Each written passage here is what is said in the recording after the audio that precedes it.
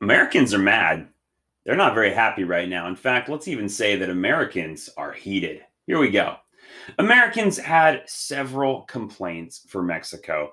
They have some problems initially, right off the bat, once they all show up, majority of them uninvited, uh, with the situation of rules that are upon them. You see, Americans are used to governing themselves. They're not used to being told what to do by anybody. And they resented taking orders from the Mexican officials who had graciously offered them free things. They said, "You're going to give us free stuff, and then we're supposed to follow a very simple set of rules?" Absolutely not. The other big problem they have, and they were unhappy that all of the documents had to be in Spanish. I mean, I don't even know where to go with that. It's Mexico, and they're upset that the rules and everything that they have to read in Mexico, it's written in Spanish, and they want it to be written in English, which is it's not the language that's spoken in Mexico. But Americans 100% felt that that's not the correct way. That everything should be written in English. In fact, they went on further to say, "We are unwilling to learn Spanish. We want to live in Mexico, but we don't want to speak Spanish."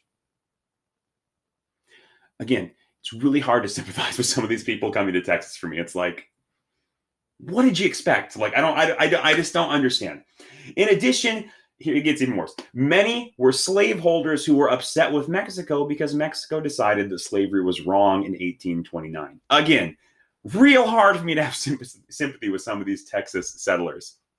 Now, the Tejanos, remember that Tejanos are basically Mexicans who have been living in Texas prior to the Americans coming in. They have complaints too.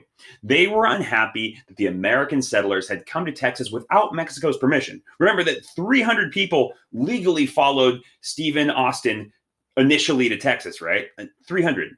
And then the other 25,000 were just like, "Cool. Oh, yeah, we didn't get invited, but we're going to go too." So Texas was overflowing with Americans, and this upset a lot of the Tejanos, mainly because these new immigrants showed little respect for Mexican culture and really seemed to have no intentions of becoming Mexican citizens. If anything, their goal was to kind of just, I don't know, make Texas into America. If enough Americans got there and they kept their American culture, kept speaking English, eventually it'll just kind of become part of America, right? That's the manifest destiny attitude. And this was a big problem for a lot of the Tejanos. Now, the Mexican government responded by closing Texas to further U.S. immigration. And obviously, when it failed, when they said, "Please leave," and all of the Texans said, "No, we're going to stay," Mexico sent troops to Texas to enforce the immigration laws, or these rules they were supposed to follow. Now, when the Mexican army arrives to Texas to force them back into America, it immediately starts massive gunshots going back and forth. The Texans had no intention of leaving and every intention of fighting the minute that the Mexican army showed up. Now, here's the thing. Mexico sounds pretty chill during this time, right? They're totally down to invite people into Texas, give them free land. Very, very relaxed rules, in my opinion, for what you're getting out of the deal. But it also turns out that the leader of Mexico during the time, Antonio Lopez de Santa Anna, was straight up crazy. You didn't want to mess with this dude. And he was here. He's done.